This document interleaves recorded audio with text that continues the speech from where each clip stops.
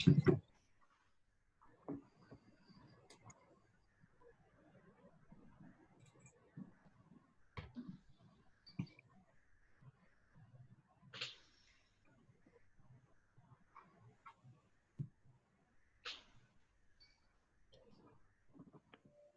for those of you that are just joining, we're going to take a couple of minutes just to let everybody have a chance to join, and then we'll start.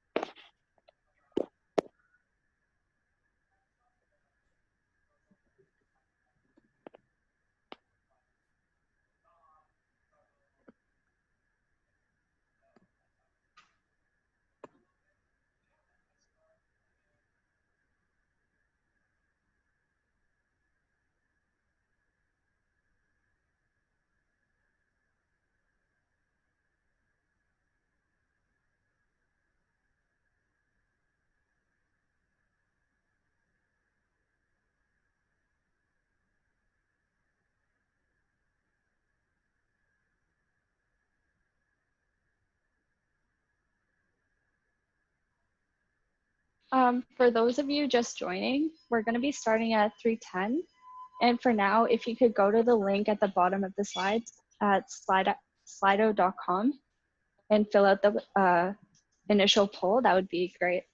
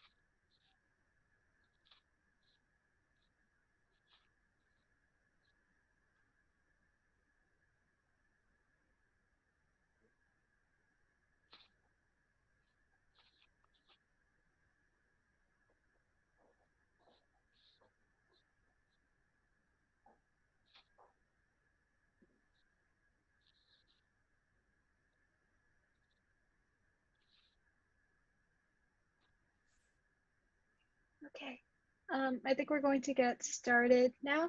So welcome everyone. If you can hear me, I guess just give a thumbs up, just so I can know you guys can hear me. Okay, perfect. Welcome to our first Skills to Success workshop, all about networking with Parth, Sareen. My name is Sachi, and I'll have our co-founders introduce themselves now. Hi guys, my name is Chelsea. I just finished my first year at Mechatronics Engineering at Waterloo, and I'm a co-founder along with Sachi and Imtisal for NOVAx Network. Hi guys, my name is Intisal. I'm studying bioengineering and global health, and I also just finished my first year, and I'm also a co-founder. Oh, I guess we're introducing our backgrounds. So yeah, I just finished my first year of health sciences at McMaster, and I'm really excited for this whole presentation. I think you guys will learn a lot from Parth. So we just wanted to go over some things before we get started with the presentation. So if you haven't already, join the discussion at slido.com and use this code, because Parth just wants to, this is where you're going to be able to ask questions along with the Zoom chat function. But if you want to ask questions, use slido.com, as you can just ask them there, and also answer the initial poll question just about kind of where you are planning on going or what you're going to be studying, just so that we can tailor the discussion towards that. Okay, so just some basic presentation instructions for today. We do have the hosts that are going to be muting people just so that there's no auditory interruptions, but please keep your video on mute if you're not speaking. We are going to be recording the entire presentation, so if anything does cut out or there's people who may have not been able to attend, we will have that available for all of the people who signed up. And if you have any questions, please ask them in the chat or on Slido, and hopefully we'll answer them either throughout the discussion, throughout the presentation, or at the end. So now I think I'm going to turn it over to Intisal. She'll talk a little bit more about NOVA. Yeah, so NOVA is an organization that originated at Poor Credit. I know a lot of people listening in might go to Poor Credit. And we started STEM Council in 2017. So officially this is our third year as an organization, but this is the first year that we've rebranded as NOVA. We are planning to launch an internship program, and we wanted to kick off our brand with these virtual workshops. And we also have a lot more exciting things coming soon too. So make sure to check out our Instagram, our LinkedIn, and our Facebook, which is all listed on the slide.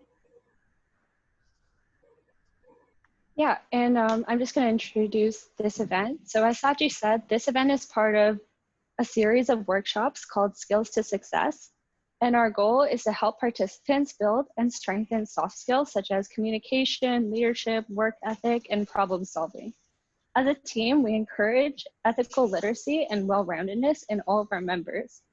And these workshops will help foster these skills and basically prepare you for getting a career in STEM, building a STEM career. So this workshop is about all about networking and is hosted by Parth Sareen. Parth is a rising third year in Waterloo in the Mechatronics program, and he is currently interning at Tesla. He's our first guest in the series, and from here, we'll let Parth take over. How's it going, everyone? So I'm very excited to be here. I'll share my screen in a second, and let's get to it. So one sec. So let me find where my stuff is. Okay, there we go. Cool. So let's get started. So on Slido, you can ask me questions, and if there's a more pertinent question that you want to ask me, which is a little bit more related to the slide, please send it on the Zoom chat. I have that open on my other screen, and I'll be able to see it from there. Awesome. Let's get started. So, all about networking. Let's chat about what all you can do as a high school student or as a freshman, and how you can secure those internships, meet new people, and just take your career to the next step. So let's start off with my high school journey. I went to Victoria Park CI, just through grade 9 and 12. I was pretty involved. I did a lot of DECA throughout, grade 9 to 12, did a lot of marketing stuff. And I was actually going to go into business until like grade 11. And I was like, oh, you know what? Engineering is pretty cool. I think I'm going to make the transition there. And then I switched over to engineering. I was also pretty actively involved with Junior Achievement.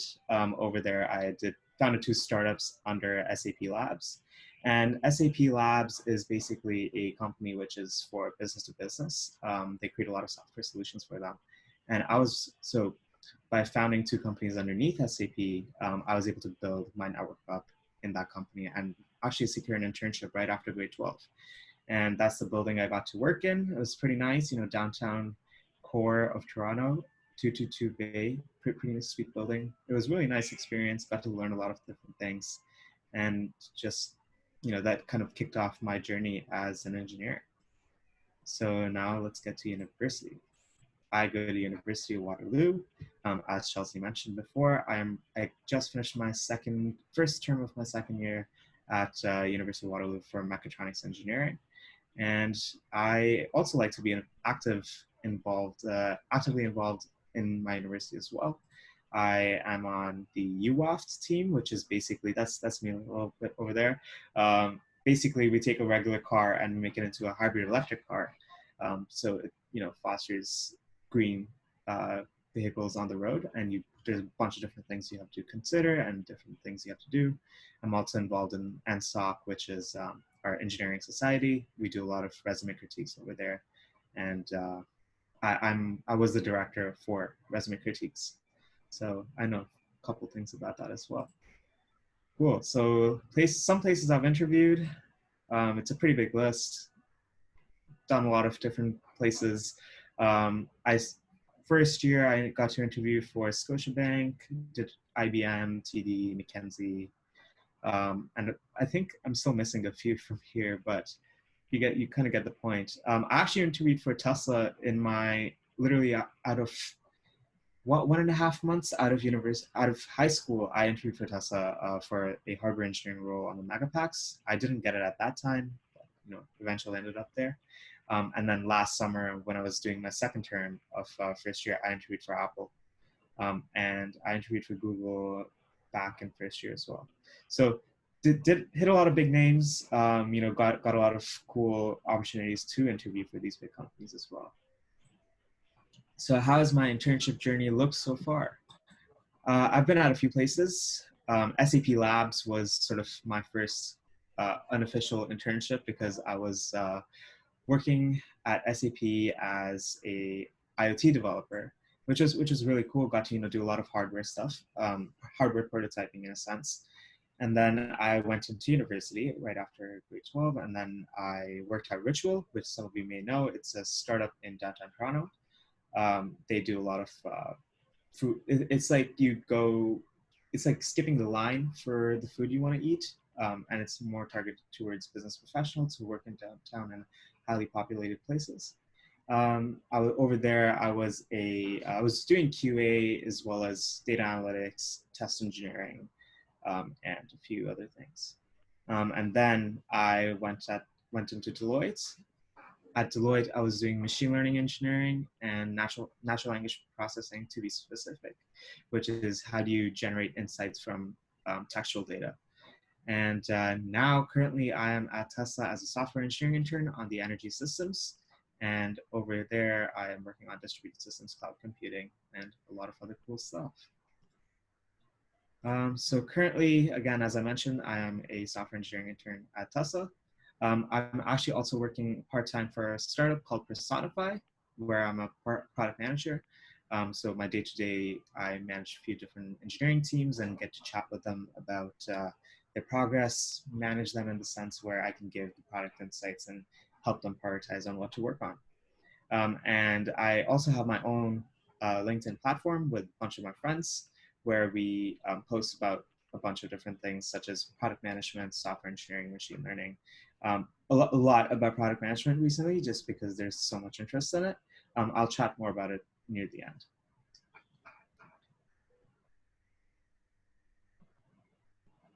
Cool. So how do you get internships with little experience? Right. I think that's sort of where most of you are having or want to know, because internships inherently are given to those with people who show passion and show, they want to learn more.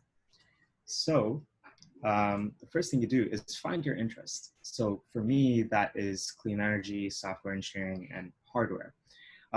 In grade 12, I was a lot more inclined towards hardware at that point. And so I did a lot of cool things with my Arduino and build random stuff to try and make something out of it. I was on the robotics team as well. It wasn't too active on there, but it gave me a good kind of insight into how hardware works. I was on the electrical team over there.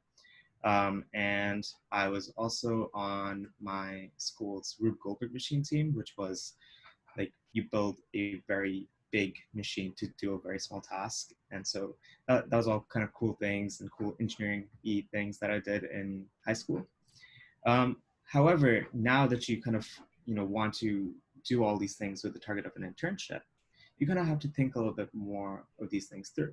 So when you're finding your interests, you think about kind of what new things you want to learn.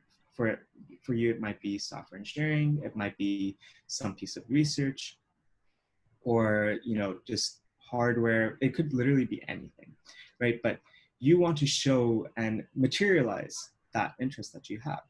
And um, Chelsea, I see that there's a 10-minute timer on the meeting. Take advantage of my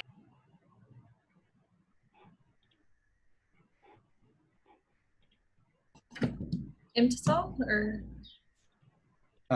I just see a 10-minute timer saying the meeting's going to end. Okay, just keep going for now. Okay, cool. So you want to materialize those interests and kind of build your project up in a way where you're able to showcase what you built. And that's the next step. So you find your interests, you build something around it, something more material. So let's say if you want to build a software project, first tailor down whether you want to build an app which sits on like an iOS app, or an Android app which goes on the Play Store or the Apple Store, or do you want to build more of a web app which goes and sits on the internet? Or even if you're doing more science and business related things, you could still do case studies and have portfolios, or design. You have your kind of own portfolio which is displayed on the internet.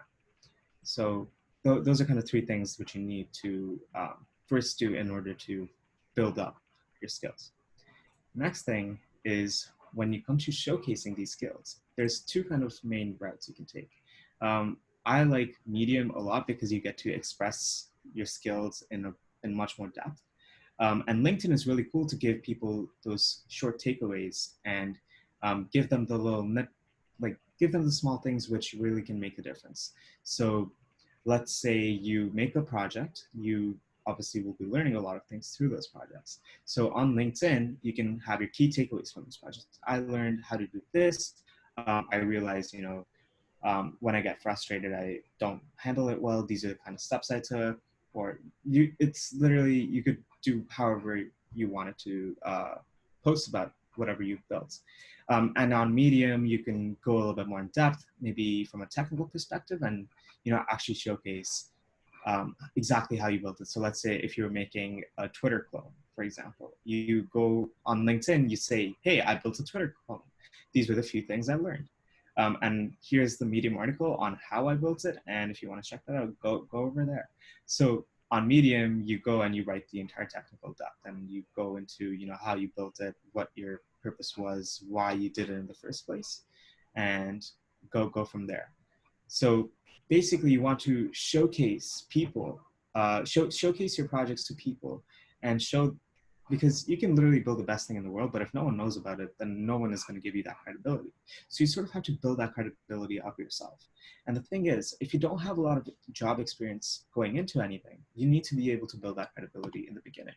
And this is sort of one of the best routes to take to build that credibility up, using social media, talking to people, joining projects, doing clubs, going to hackathons, building projects.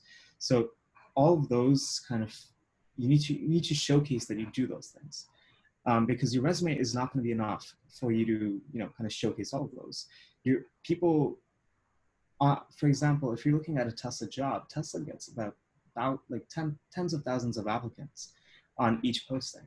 If you think they have the time to read through every single resume, I think you're wrong. And and this doesn't go for just Tesla too. Any big company will kind of have these same problems where there's way too many resumes coming in, and they do not have the time to read through every single resume, and they will just kind of go through the pile, see the best ones, pick a few of the best ones that they saw from whatever they saw, and go from there. You kind of have to skip it, and mass applying is not very, very efficient. Unless you can automate it, then you can do whatever you really want. But building the connection, building the network, and then going from there, and then talking to people, and then pursuing an internship from that point of view is going to be a lot more straightforward, in the sense where you're able to close on a lot more deals. So reaching out to people, kind of how you do that, how are we even going to be going about this? So there's two types of reaching out. First one, actually, I'm going to a few examples first. So this is me from grade 12, July 12, 2018. I'm a 17-year-old at this time, and this was one of the messages I sent. It was pretty, I like really dug back and I saw one of this. So it's like, I just finished grade 12 and I'm pursuing Mechatronics Engineering at the University of Waterloo. I'd love to chat about what I can do to work here in the time I have.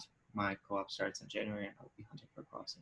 Looking back at it, probably not the best way to approach people. You know, I'm straight up asking them, hey, give me a job, basically, right? So it's not very, I'm not building that connection up. And that's also why I wasn't getting a lot of responses when I started out. This is a little bit more recent, October 6, 2019, studying mechatronics engineering, looking for an internship.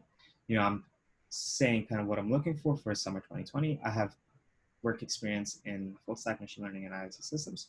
Wondering if there were any engineering or product management internships available for summer 2020.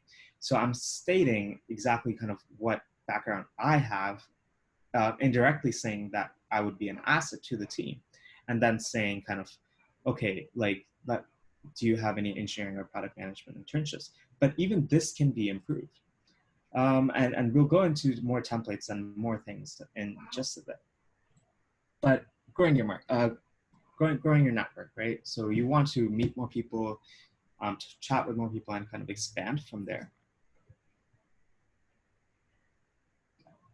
So who's your target market? My animation's got a little messed up, but that's okay. So horizontal, there's two types of kind of markets that you're going to be hitting for just kind of growing your network and expanding. One of them is going to be horizontal, which is, you know, students, people on the kind of the same level as you, who think like you and just want to grow with you.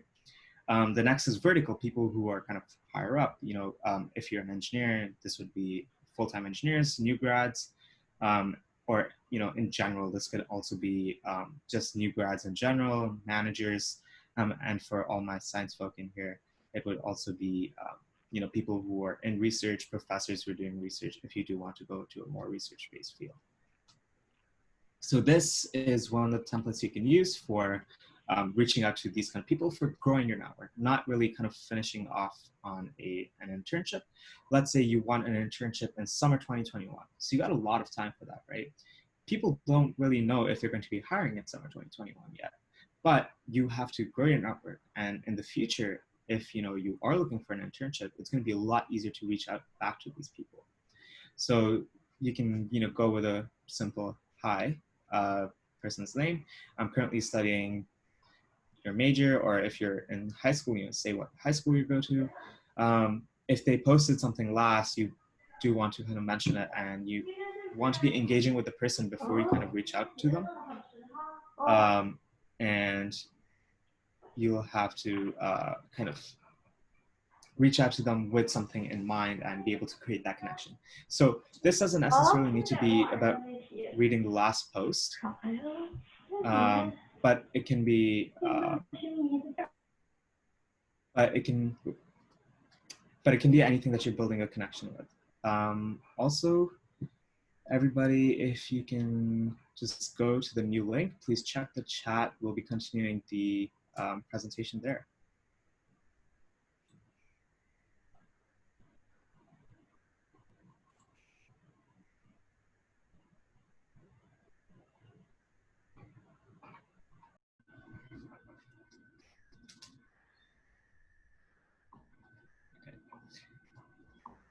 All right, so back to where we were. I was talking about kind of making that connection.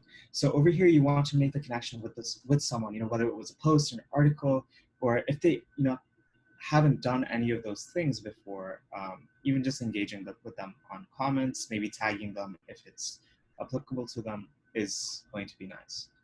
I think people are still joining in. Just admit them. Cool. Okay, so, and then you kind of, you know, say it would be awesome to have a coffee chat sometime about, you know, now ask them about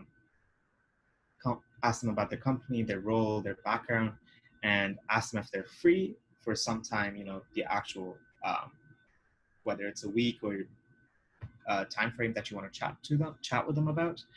And, you know, over here, you can also draw comparisons to their background and yourself if necessary. So this is like connection where you're getting them to you're kind of praising them in a sense where you say, you know, this was really cool.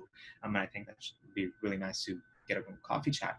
And honestly, I think, you know, due to COVID-19, we're kind of all sitting at home and we're just all more likely to, you know, have the opportunity to talk to new people, and people are a lot more forgiving with their time, and they have more flexibility to actually be able to chat with you, because since everyone's working from home, they have that sort of flexibility to give you their time. So this is sort of something you can, this is a framework or a template that you can use for reaching out to people. This is good if you're reaching out to someone, even if it's kind of horizontal and, you know, you're reaching out to another student as well, like let's say they're upper year or even just another high school student, you could use this framework to chat with them. Or if it's someone even higher up and doing engineering, or, you know, some sort of manager, a professor, you can kind of use the same template to approach them as well. So now let's jump into LinkedIn specifically, and for internships, and how you can utilize LinkedIn to frame it in a sense where you can how to use LinkedIn to actually maximize your internship chances. So back to target market. There's going to be three main people. One is going to be recruiters for companies and HR. And this is going to be engineers or new grads. This, for all my non-CS or Eng folk, this is going to be just like a full-time person at the role that you want to work at as an intern. And over here are managers, and, you know, people who also have a lot of command over what you're going to be, people who you're going to be working with. So these are going to be people who you often will be working with and might be reporting to. And, you know, kind of when you are reaching out to people, there's a few ways you can think about on how to tailor it down. And I'll talk about that right now. So, you know, when you're looking at a company, let's say you want to work at Google, for example, right? If you want to work at Google, first off, identify kind of what teams you want to work on at Google. Like, let's say you want to work on a hardware team. Now you know you want to work at Google in the hardware team, but kind of how do you know what kind of next steps to take, right? So you can also filter on LinkedIn by what university people went to. So filter it with your university. So for example, for me, if I want to go to Google for hardware, I'd filter by University of Waterloo alumni. And when I do filter it by University of Waterloo alumni, reaching out to those people and, you know, being able to draw that connection, as I mentioned earlier, just creating that connection between people and yourself is super, super important, because that's what's really going to get them to respond back to you. And saying, you know, you went to the same university as them, they're already more inclined to get back to you. Whether it was, you know, COVID-19 or not, they would have had a better chance of getting back to you. So that's one big thing to keep in mind. So kind of to reiterate, you think about what you want to do, which company you want to work at, and target those specific companies. Find the managers who work on those specific teams, who are alumni from your school, and reach out to those people first. Then take out the alumni and reach out to the people who work on those teams, and, you know, talk to them about why you're so passionate about which team you want to work on. And that's sort of how you can go about finding these internships and kind of creating these internships. Even at SAP Labs, which is that internship that I did in high school, SAP didn't have a co-op program for high school students.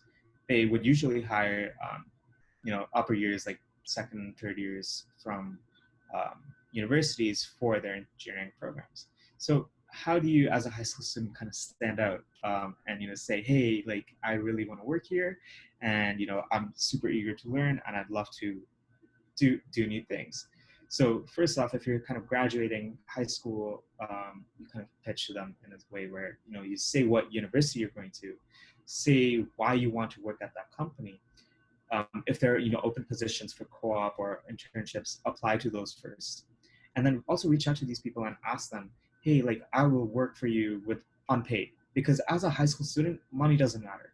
Even like first few years into your university degree, in my opinion, money matters less, and the experience that you build now is going to propel your career forward for the next 5 to 10 years. So the more experience you can build up early on, it's going to, like, let's say if you're in high school and you're building this experience up, it's going to propel your internship journey throughout college a lot faster than if you hadn't done those internships. Like for me, going into university with an internship already done, I was a lot more qualified than a lot of my friends. And that's the only reason for that is because I was able to secure that internship early on, and I kind of paved my own way to getting there. So for that internship, again, as I mentioned earlier, I reached out to my advisors at Junior Achievement, where I was doing the startups, and I built my network out. And I said, hey, I'm going into engineering. I would love to get some experience in before I actually go there, and I'd love to keep my doors open in the future as well. So you basically have to make your intentions known, but then you also have to showcase your passion for learning and tell them exactly why you're going to be good for them, even if it's an unpaid position. So let's say you're reaching out to a startup in Toronto. Let's say you're a software engineer. Tell them, hey, I have experience with these few technologies, the ones you built from the project slides. There's a few new attendees. Give me one sec. So you have to showcase that you have built these projects up, pitch it to these startups and be like, hey, I know that you are moving very fast. You probably have a lot of things going on, and there might be a few things in your backlog. So I would love to come on as an unpaid intern and help you clear up your backlog on these software projects. Or let's say if you're more from a business perspective, talk to the company, be like, hey, approach startups in Toronto. That's probably the best way. Toronto or whatever area you live in, approach them and say, hey, I would love to tackle your backlog and be able to provide you value. If you're coming from more of a business or marketing standpoint, say, do a mini case study that you can give to these guys and tell them, hey, I have experience with a few of these things. How can I help you achieve what you want to do without taking on a lot of risk? So as an intern, you want to minimize risk for these startups, which which might want to take you on, and also be able to kind of showcase the skills that you have. And at your time at these internships that you have, that you've kind of acquired through LinkedIn by reaching out to these people, by showcasing that you want to do work and you're passionate about their company, you're going to build a lot of good experience to kind of help you throughout your journey in college. Cool. So this is a template that you can sort of use for more when you're going for internships. So hi, person's name. I'm currently studying in your major, or if you're in high school, this is very similar to the last one, looking for internship or co-op opportunities. Or if you're part-time, that's completely fine as well. I have applied for roles through the company portal, and just kind of expand on this a little bit. If there are roles, even if they're full-time roles, apply to them. If let's say they don't have any internship roles, apply to the full-time roles, and then message the recruiters, message the engineering managers, message the engineers, and be like, hey, I've applied to these, but I know I want to be an intern. So how can I get the internship, or how can we kind of work something out to get the internship? And then you can say, I think I'm an ideal candidate because I possess, your skills and technology stack through numerous projects, and also give them one special reason. So one special reason to hire you in that sense. So from a business perspective, you do a possible case study and showcase, why the company should make certain pivots or things they can capitalize on to expand better.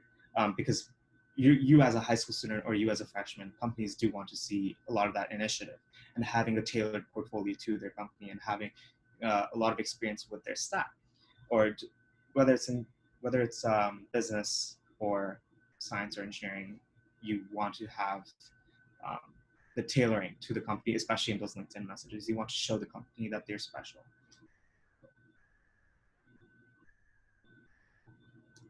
Take a quick read at this. This is my friend Anastasia. She's one of the lead recruiters at Tesla. She wrote up a really, really nice kind of post a little while ago on how to message recruiters. And I say, read this. When I send the slides out, this is a link, so you can click on the image. Oops, didn't mean to do that. You can click on the image and I'll go to her profile So definitely check her out. This format is really good, especially for reaching out to recruiters. I tend to remove the graduation date because if you are kind of younger and like freshman, especially if you go to a 5-year degree, you can't really explain in a LinkedIn message that your degree is 5 years long.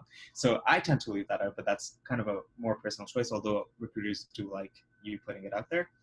Yeah, I have applied to XYZ. If you know, with the job number, oh yeah, that's important too, due to my experience with this. So over here, you can even just talk about your projects and just mention kind of what extra steps have you taken, you know, just aside from school. In my opinion, if you're in science or engineering, your grades, I mean, not science, but computer science or engineering, your grades are less important. What really is important is more kind of the extra steps that you do outside of school. Grades are good for research jobs. Research, you want to show that you're a very meticulous academic person. And the only way to kind of showcase that is through your grades, so keep those grades up. But then too, you can also kind of reach professors and take on more projects while you're even in school. And, you know, let's say you're in science. Let's say one of your bio profs is like, oh, I am, you know, doing research in this specific field. Let's say human machine interfaces from a biology perspective. Like, reach out to them, be like, hey, this is really cool tech. I love to learn about this. And, you know, even if it's an unpaid research assistant, I'd love to do it during my time at school. A lot of, I know at Waterloo, you can be a research assistant during the school year and you'll actually get paid. A lot of my friends have actually done that. So, you know, that's another avenue you can think about approaching. And being kind of having these cool ideas in your time at university or in your time at high school, you know, approaching the same problems differently is really what's going to help you stand out. So how do I talk to people and how should you approach that? So I'm just going to, okay, there we go. So the first thing you want to do is be genuine. You don't really want to, you know, go in with the intention of, oh, I'm going to get an internship out of this. This is the only reason why I'm talking to this person. When you're approaching, when you're short on time and you need to, let's say your internship season starts in September, or even earlier than that, and you kind of need a job now, then you can't really, you know, take the long way and build a connection up, build a genuine connection, and then approach internships. You kind of have to, you know, go in with the idea of, hey, you know, I have experience in this. This is kind of how I want to, like, I'd love to work for this company, and, you know, these are the relevant experience that I have. Let's get on a call or whatever you want to say. So you don't really have the luxury of building that extra genuine connection that you do from the first case, which is, you know, you have a lot of time. You're not really rushed to do anything, and you can easily talk to people just to learn more about them and to grow yourself. Another big thing is, I know, like, this is something I struggled with a lot in high school. I thought I was very smart. And then I went into university and I was like, guess I'm not smart at all. So there's kind of two facets to it. One is you have too big of an ego sometimes, and you sometimes think, you know, man, I'm 14 years old. I can create web apps and do so many different things. You know, regular 14-year-olds can't even think about doing that. They don't even know what that is. Or you go into university, you think you're baller, you know, you've done a shit ton of projects and you think you're going to be awesome. And then you start talking to other people and they've done the exact same things and you realize, damn, okay, competition is tough out here. So that's the first one, where you kind of have a really big ego going into a lot of things, and then you realize that there are just as smart people as you. So that's kind of how I faced what I faced going into it. And then in grade 12, and then later on in university, I also dealt with the fact that everybody around me is so much smarter than me. How do I even compete? Like, is this even for me? And you kind of have to find a good balance between those two things. So you can't have too much of an ego, obviously, because your ego is going to be the biggest thing that stops you from learning. But then also, you know, not doubting yourself too much, being firm in yourself, having pride in everything you've done, and then going forward from that. So having an open mindset, but then also, you know, not doubting yourself at the same time is very, very important. And it's super crucial too when you are reaching out to these people, because one, you have to be open to learning, not just for the fact that this person might be giving you an internship in the future, but because you genuinely want to grow yourself and learn. And I know it's very easy to say, get rid of your ego, just be a nice person and like talk to a bunch of different people. It's hard. You might get attached to a lot of your, you might pride yourself in a lot of things, but you might be too attached to them. And I think it takes a little bit of talking to a lot of these different people who've done a lot of the a lot of the same things as you and are just as successful. And you have to understand there's a million other people like you. You aren't really special, but there are ways you can make yourself better. And the only thing that you should be comparing yourself towards at the same time is yourself. So grow by talking to other people, grow your network by genuinely creating connection to make yourself better. So, even if you know 1,000 things and that person knows one thing, that one thing is something that you might not know. And so learning that one thing is going to help you grow and become stronger, as well as you're helping the other person out by teaching them the 1,000 things. Think of it as just helping people in the sense where you are making other people better, but then you're also bettering yourself at the same time. Whether it's small or big, you are getting better. Cool.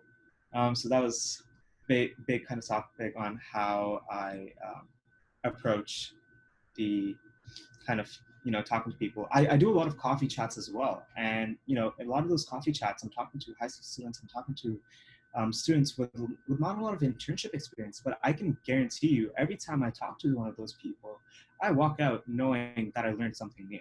Whether it was just about human interaction, or oh, this is a cool way, I didn't really know you could kind of do this, or I didn't know that this was a problem that people were having.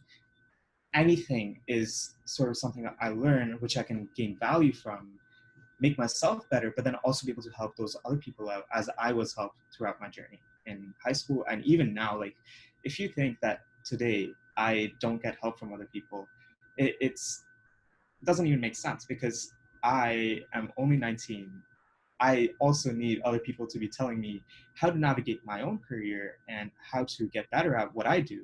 But that doesn't mean I can stop. I should stop helping people who are younger than me, who are less experienced, who need kind of more guidance in their career, because I was in the same spot as they were, and someone who's more experienced than me was in the same spot that I was in.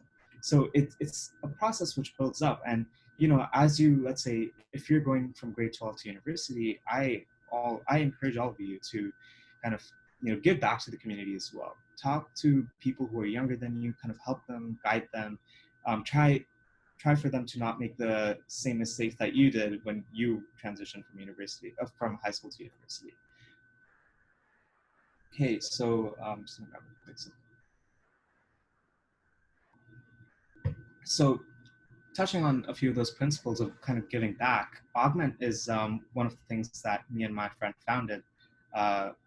And basically, Augment is there to help other students. We target mostly college students and new grads. And what we do is we post a lot of things about product management, software engineering, machine learning, and just kind of how to secure internships in general. So what Augment was kind of founded on the principles of giving back to the community and helping those as we were helped in the first place, helping others as we were helped. And in Augment, we do a lot of Augmentor hours where you can chat with any of our mentors. We have 12 mentors strong now, all the way ranging from computer science and pure engineering, from like software engineering perspective, mechanical engineering and hardware, to product management and machine learning. So we have a pretty stacked team. We have designers as well from EA, Facebook, Google technical product management interns, Apple interns, Tesla, like myself. We also have Twitter. Like, you can basically name the company, and we kind of have the big tech ones. So definitely give us check us out. I'm leaving my contact right here. You can go on LinkedIn over here, and that's my personal LinkedIn. There's Medium. I write a few things for Augment as well. You can check out our Augment official LinkedIn page, and we also have a Medium for Augment. So that kind of wraps up my presentation. Now I will be doing just kind of questions and letting people ask me whatever they want. I will open up the questions that I had seen. So I have a few questions. So Peter asks, what is your definition of success? That's an interesting question. I think that definition of success varies from person to person a lot. And for me, I think success is, not just, it's not necessarily making money. It's a little bit more different. It's, be enjoying what you do on a daily basis, and not really getting bored of it is one thing. The second thing is, I feel to be successful, in at least my perspective, you should be doing good of some kind, whether it's for other people or just kind of helping someone out through whatever means. Being successful is being happy and helping others. That's kind of the way I see it.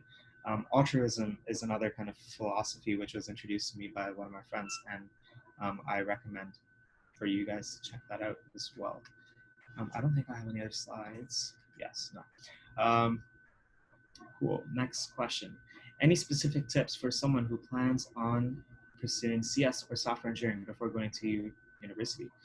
Asked by Ayan. So Ayan, the way I see it is, I feel like coding is something that you don't really need to go to university for, to be honest. But going to university does help a lot because your internships and just talking to people, networking, growing your network become a lot easier. Some steps you can take before going in is build some of those projects. Talk to people. If you can get unpaid internship experience, go for it.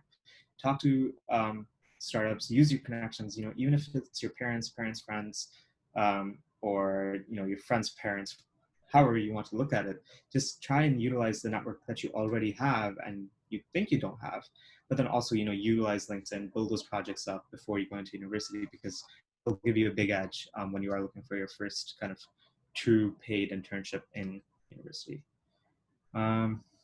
Okay, Pranav asks, I got 80 in math last year, but really want to pursue my dream of aeronautical engineering. Do you think this is still a viable option for me?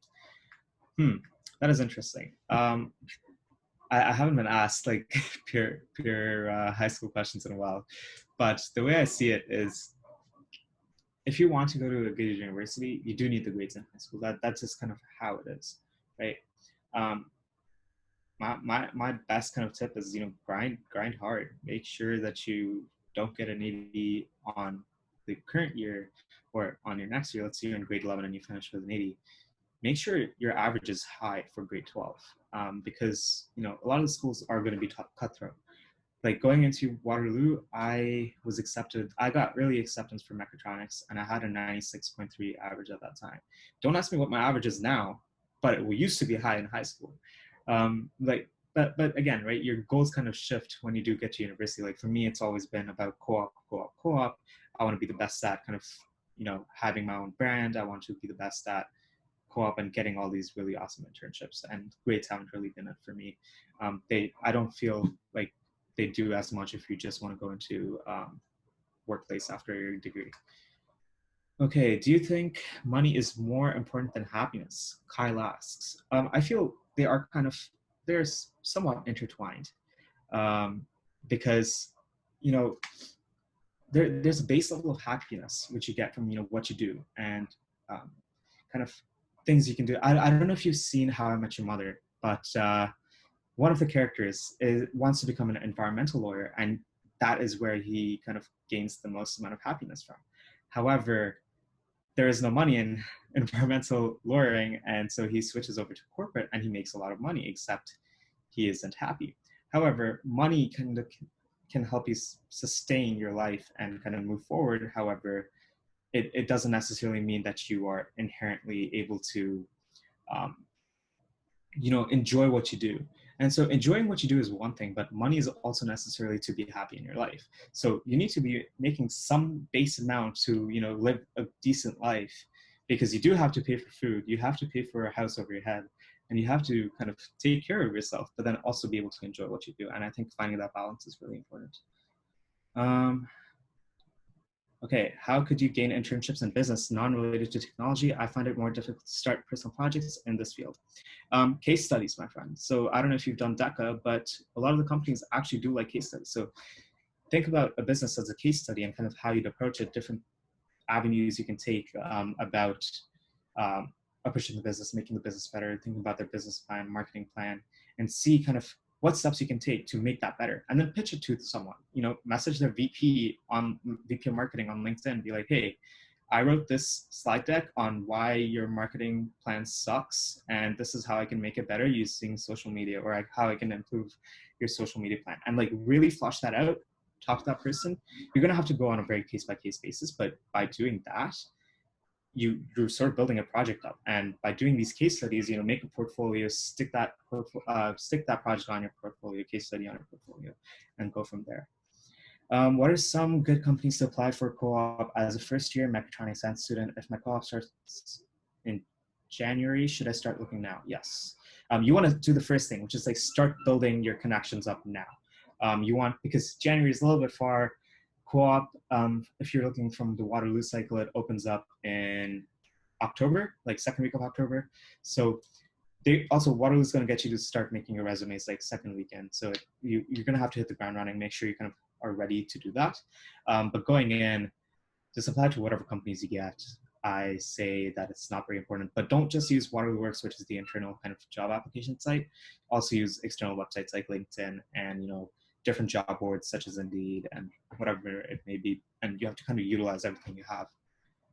And so start looking for jobs near September, October for January, but then also build those connections up now, as I mentioned before. Cool. So next question. I'll start mechanical engineering at Waterloo in the fall. What are some platform or ways to get a job with this summer? So message people again. You have to kind of, if you have experience, you know, message someone and be like, hey, I have experience with this. I'd love to kind of, you know, jump into whatever you do.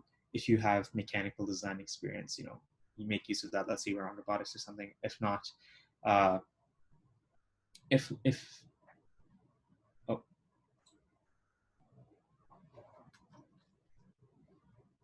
we're still good. For a second, I thought that it was ended. We're good. So starting mechanical engineering in the fall. So, you know, just kind of keep in mind that you have to have some sort of experience before you go into and talk to people and ask for an internship. So ask them. So first off, like build something. If you have access to a 3D printer, there's a lot of public 3D printers you can get. So, you know, make a CAD design, build it, print it. And that can be some of the experience that you gain, and then go to employers and be like, hey, like I have experience with this, you know, I'd love to kind of get some unpaid experience. Next question, during the coffee chat, what kind of questions should you be asking? Ask them about themselves. People love to talk about themselves. Don't be too kind of open-ended as well. Like ask them about their day-to-day, how it is, why they do what they do, ask them about their background. Ask them about kind of what they look for in an ideal candidate. That's kind of important as well. Ask them for why they should be, like what kind of qualities they look for in an intern and how you can become an ideal candidate, what kind of skills you can build. So when you do go back to, so let's say you reach out to someone, you know, have these coffee chats, understand what they want from an ideal intern. A few months down the road, when you reach out to them again, make sure you've kind of built those skills up and say, hey, I did what you asked me to do and I've done more. And this is kind of, you know, a few things you can do to really make sure that you can close on those deals of getting these internships. Next questions. How early should you apply to universities? Can I apply to multiple universities? Yes, you can. If you're from Ontario, you can apply to more universities. You can apply to a lot. This is like extra money every time or something like that. Next question. I like the science and technology as well as the arts. I'm a bit confused with what to pursue. It depends. Money is important, as I mentioned before. Happiness is also important. Find the middle ground, go for that. Or, you know, even if you're doing art, but if you have a way to kind of monetize what you do, and think about it from a business standpoint, getting a degree in something that's a little bit more creative might not be the best thing. Get a degree in something that's a little bit more applicable.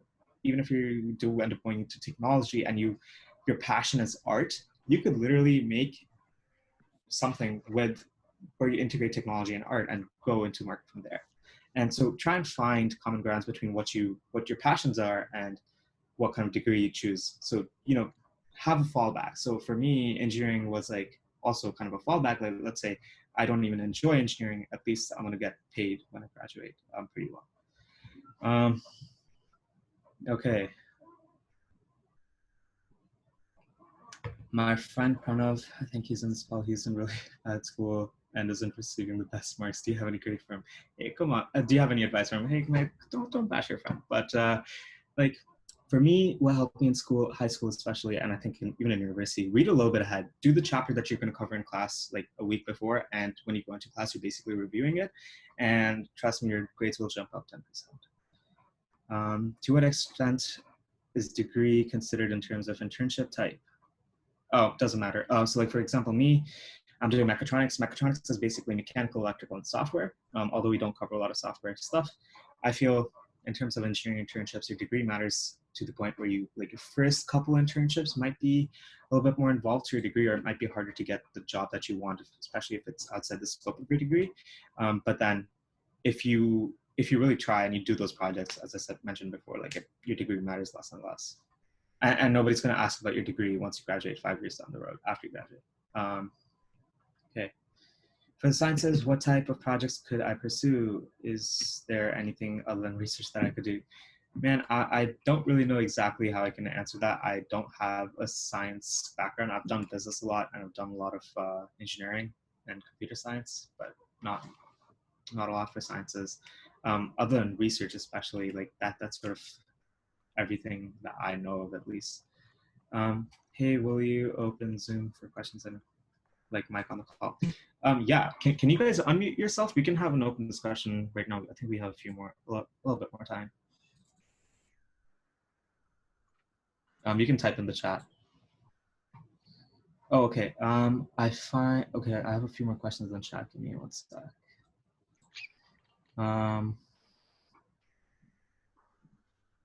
So someone asked, what did I mean by case studies? So by case studies, you can think of case study as like an example that's given to you or that you can generate yourself of the business and the economic environment of a certain company, and then approach it in a way where you're trying to make the company better in whatever way, shape, or form, possibly closer to what you actually want to do and work at for that company. How could a high school student gain this experience that helps build this network and get internships? Again, start off with making those projects, building something up, whether it's a case study or a technical project, depending on what you want to do, and then approach it from there. Another question was, you may also want to keep in mind that money is negotiable. So even if you want to accept a job activity task that makes you happy, remember the salary. I don't know about that, man. Like, a lot of companies will not let you, as well as, not a lot of companies will pay you a lot for everything.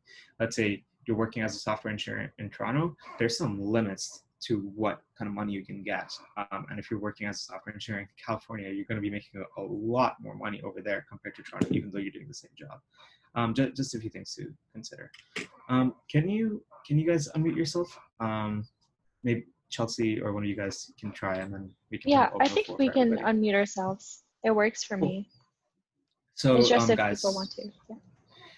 Okay, I'm getting a few more questions on the Slido. So yeah, the call is going to last for longer than just 40 minutes, so you're good. Okay, cool. Yeah, I don't mind just answering questions.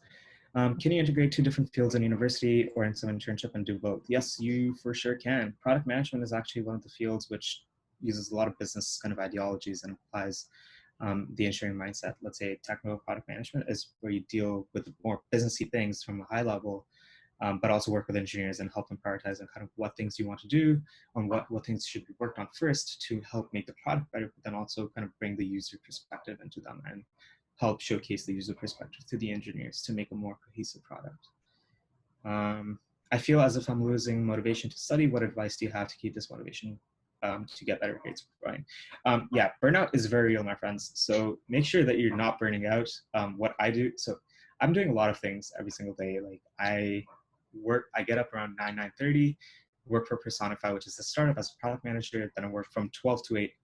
I work at Tesla, and then after 8, I'm working on Augment, trying to make that come to life. So there's a lot of things, and it does get stressful. So the way I deal with it is I take my weekends off. Like, I usually chill, play some games, get on my PS4 or something. Try not to get too stressed about a lot of things that are just happening in the world as well, and just do whatever I enjoy for a couple of days, and then hit back to the grind. But if you're losing motivation to study, think about why you started in the first place, right? Let's say you want to go into engineering. Why do you want to go into engineering? Why do you want to do what you want to do? And think about why you started your initial journey and why you should keep going. I think that should be pretty important that you can do. Oh, I can mark these as answer too. Oh well. Does it look bad for colleges if you failed a course grade in grade 9? I don't even think some people look at grade 9 courses. For Canadian schools, at least, Ontario specifically, it's just grade 11 and 12 marks. Mostly it's grade 12 top 6 and grade 11, so no one gives a shit if you failed in grade 9. How valuable are certifications, AWS, Azure, GCP, for obtaining internships? It's definitely a selling point because it means that you kind of know the theoretical knowledge and you know how to use those. But if I don't know if they cost money, but you can literally just embed one of those and use that for your project. Let's say you make a web app, deploy your web app, and it's just as good as having that certification. Yeah, if you guys have any questions, you can kind of just unmute yourself. If not, okay, one more question. Do university care if you redo a grade 11 physics mark and they will include both drives for a grade 11 average? Oh, they will just look at your better mark, but grade 11 doesn't really matter, depending on when your university sends, when your high school sends the grades. Only the top 6 of your grade 12 really count. So the only grade 11 kind of thing that matters is like for early, and most people will not be getting early acceptance for at least engineering from the way I've been through the process. So that's just one thing they can do. What are some good non-tech internships that you know of? If you're in business, Deloitte has crazy amount of internships. EY, the top business kind of firms, they have a lot of cool internships. Even tech companies do hire non-tech internships, marketing, business, even science and research. So pretty much every big company also has non-tech internships. Do you recommend summer school? I did summer school twice online. I did accounting in right after grade 10. I took grade 11 accounting. That was really fun because again, I was a little bit more business focused early on. And then I'm actually I enjoy lifting a lot, as well as I do Muay Thai, or at least used to a lot more before COVID. Over there, so I was super interested in biomechanics, and I still know a lot about kind of cutting and how do you, how should you be eating, a bunch of stuff like that. So I took kinesiology right after grade 11 as an online course, and that was really fun as well. Did well. I think that was included in my top 6 average as well. On your applications to university, you kind of just have to say why you did what you did and why you took summer school courses. Do all university count summer school courses? I'm pretty sure they're supposed to, but again, I do not know for sure. I think it does. They do. Let me just check Zoom quickly. Yeah, nothing on Zoom. So keep using Slido if you want to ask me questions. I'm gonna try and wrap it up in about 5 to 10 minutes, depending on if people have more questions. You can also just unmute yourself, and we can just have a conversation as well. That's completely fine too.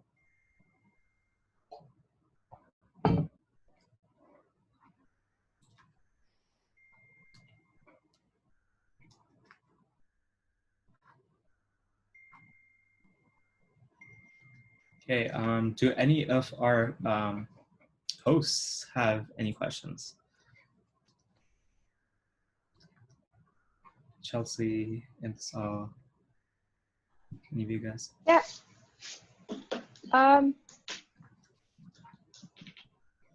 I guess for the resources that you posted, we'll be sending those out to people with the templates for how to approach people. But I think that was very helpful because I know in high school it can be really scary when you're approaching someone in an actual field with a job that you want. Exactly. So, yeah. so one quick thing I could say to you that is, one, get them to talk about themselves, and two, do think that, you know, they're only humans. Like, even though they're doing your dream job, they're also human. They've probably been in your position at one point. So, you know, if you approach them in the right way, they will be eager to help you. Yeah. Okay. I have a quick question, which is, how could I focus on studying and not get distracted from YouTube or anything? Yeah, I used to face this problem a lot. I hate exams, and especially in university, I cannot study for those. So the way I go about it now is I use an app called Forest on my phone, which kind of blocks everything, and it'll kill trees if I kill imaginary trees if I go on my phone. So helps me limit my phone usage during exams and when I'm trying to stay productive. And same thing on my laptop. I have a lot of like apps which just cut down, which will like just block websites for a few hours, and so I can really get focus going. I have another question. Do you recommend a summer school course in grade 9? Summer vacation? Up to you. Like, doesn't really matter. After grade 11, I recommend you take one summer school course, just to lighten up your load. Like in grade 12, I had 2 spares. I had so much fun. Like, you know, just it was good. I watched a lot of TV in grade 12 too. Caught up on a lot of shows. Brooklyn Nine-Nine. It was a good time. How to approach a recruiter for a referral? So that's the problem. Don't tell a recruiter you want a referral. That's kind of the biggest thing. Again, going back to what I said, even when you're talking to a recruiter, you know, tell them what all things you've already applied to, send them your resume, send them that template and fill that out that I mentioned earlier, and hope to get a response. But there isn't really a, you know, I want a referral, give referral. That doesn't work that way. Parth, can you hear me? Yes. Yeah, I just had a question. I'm just kind of curious, and I'm sure everyone else is too, but just kind of like what your next steps are, like where you want to be, and I guess in the next like 5 years or something. Yeah, What you I don't want to know. So I've been having like, yeah, I can talk a little bit about that. That's a good question, actually. So for me, I've been a little conflicted because I've always wanted to utilize my business skills a little bit more. In terms of engineering, because I am, you know, good at doing that. However, I just enjoy, like, Tesla's been my dream job as well. And so working at Tesla every single day, kind of, you know, knowing that I'm making an impact in that sense has been really, really cool. And every single day I'm learning something new. So it's honestly been very difficult to kind of see what I want to do next. I still have a lot of time, but I think what I'll do is maybe jump into product management for a couple more internships. I have 3 internships left, and I've done 3 technically. So I will be experimenting a little bit with product management, see how that goes, and then, you know, depending on how that goes, I will kind of move around from there. But I will, like, even at Tesla, the thing is, because at Tesla, software engineers and engineers in general get a lot of product responsibility, I do get to exercise my kind of business mindset, because every single line of code that you write is meant for a consumer in like a long run, but you are coding for people, and you're coding for actual products. Okay. Wait, can I just ask one more question? Because I'm not like well versed in this field of engineering. Sure. What exactly is like product management when you're saying you're doing like internships related to that? Yeah, there are a lot of product management is very, very vague. Like, it depends a lot from company to company.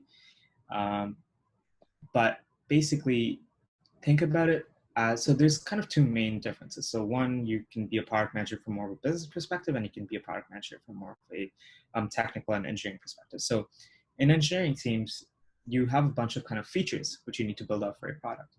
And so when you do need to build out these features, a product manager is the one who works with engineers, not commands them, but works with engineers to understand what needs to be done, how long each task will take, and use their technical knowledge to kind of come up with a solution where everyone is mostly happy, and they can sort of prioritize and help the engineers prioritize on what features to focus on. they can also help bring the user's perspective to the engineers. A lot of the engineers will be detached from their users. They don't really think about that kind of stuff when they're writing. UI UX designers will be more on that kind of side, but how do you translate, UI UX and users to engineers, and how do you kind of explain those to them in a way where anything that they're building, they're keeping it in mind as well. So you're sort of the middleman in that sense. Yeah, and then a product manager from more of a business perspective, you're dealing with more on the marketing side of things, more on like launching products and how you're going to launch, what things you need to consider, user research. User research, both kind of types of product managers will do, but the more business side will be doing more of user research as well. So I got asked what project I am working on at Tesla. I do a lot of things. I'm more on the energy side of things. However, this product, I'm not going to talk about it too much because I'm not trying to get fired. However, I will drop a public link, which is news, which is public. And so I don't have to talk too much about it. Yeah, that's sort of the product that I'm working on right now. Working on a bunch of different things. Cool thing about Tesla is you get to work on actual things even as an intern. So I'm working on things which are going to be in production in very, very soon. If you're in high school, when should I start putting a resume? You can start putting a resume whenever you want. Even my 15-year-old sister has a resume, so you start whenever you want, whenever you think you have something to put on there. How do you find volunteer opportunities related to science and technology? Reach out to professors, reach out to people who are doing cool research. If you're looking for more tech internships, reach out to engineers, reach out to the engineering managers, as I mentioned earlier. Could you detail your internship experience, applying interview, day-to-day work with specific to Tesla? I can jump in with very careful. I'll make the statement that all of these everything that I've mentioned about Tesla and will mention about Tesla is my personal opinion and not of Tesla's. So whatever I'm saying is my personal opinion. So for Tesla, I interviewed twice. Each interview kind of differs team to team, the way I've seen it at least. And so it's very different than just regular software engineering interviews for software engineering places. Like usually, companies will just ask you to whiteboard or come up with generic solutions for very generic kind of data structures, algorithms, problems, as a lot of you might have heard. But Tesla and a lot of companies other than Tesla, like even Uber, they all kind of go for more of a project perspective and like ask you, technical depth, but then also sometimes teams will also give you projects to work on and they'll take up the projects in their interviews. So for me, it was like project and then some just stuff about my experience in general. And then day-to-day work, I work with Scala and Akka. Scala is a language which is kind of based off Erlang and Java.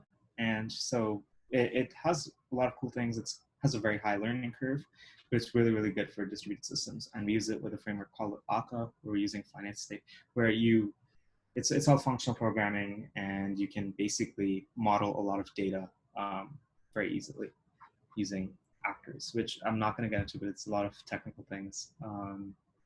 You could think of it as small objects which can contain state, as well as you can pass those states around and do a bunch of different data modeling in a sense. What are good ways to gain experience in non-tech and non-business fields other than being involved in testing research? Yeah, I don't know. Like science is one thing that I haven't done a lot, so I don't think I can give you a great answer on that. Turvy asks, yeah. We have a workshop next weekend, and the host there does have some experience in science internship. So if you want to also tune into that workshop, whoever asked that question, you can get your do that. Yeah. Turvy asks, what's one thing that you should take part of and add your resume to stand out in university? There's no one thing, right? Really, like follow your passion. Do all those things that I mentioned, create those projects. But the main thing is, as I mentioned earlier, you can't really put something on your resume which really stands out, right? Because if you think you're unique, there's 100 other people which also think they're unique, which are just the same as you. So it's all about how you position yourself on LinkedIn, on Medium, how you're reaching out to people, and utilizing those avenues rather than saying, "Oh, my resume is awesome." You do need to have an awesome resume because even if you are applying to jobs and if you are sending it to someone, it still needs to look good. But the bar at which it doesn't need to look good, have a certain amount of expectation is going to be lower if you're reaching out to people. Okay, I'm going to take the last 2 questions, and then we're going to call it a day.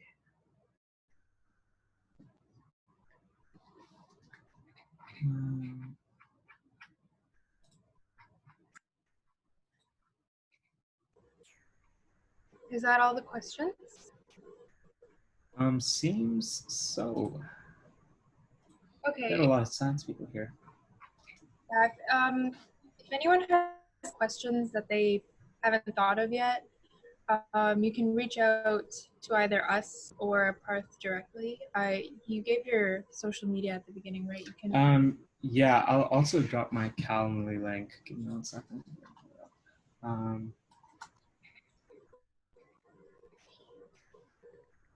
Yeah, and his social media is also posted on our Instagram page. So if anyone wants to reach out directly after this workshop is over, you can do that. Yeah. Okay. Anyhow, you can just search my name up on Google, and a bunch of different things should pop up. You can message me on LinkedIn. On LinkedIn, it's very, very possible to kind of get a hold of me. I am busy, but I make time to get back to people as well. One last question from Roxanne is: do you think being a doctor and engineer is possible? I don't know why you want to make your life hard, but I guess so. Yeah. Biomedical engineers are kind of a testament to being a doctor and an engineer at the same time, but not my kind of thing. Yeah, I think that kind of sums it up. Thank you everyone for coming. Thank you so much, Parth. Yeah, thank you, Parth. And Imtisal will talk a little bit more about NOVA and our future workshops for Skill to Success. Yeah, so next week we have a second workshop led by Audrey Pay. She has a startup of her own in tech, and she has more experience with internships in science as well. Though her internship experience also ranges in things like journalism and the humanities. So if that's something you're interested in, definitely sign up for our workshop for next Saturday. Our link is in our Instagram bio as well as Eventbrite and Facebook and LinkedIn. You can find it in a lot of different places. But that is all for today. Thank you so much, everybody, for joining. We will be sending you these slides and a recording, hopefully, via email. So if you missed anything or if you want to go over something again, we'll email it to you shortly. Thank you again, everyone. Thank you, guys. Thank you, everyone. The next workshops.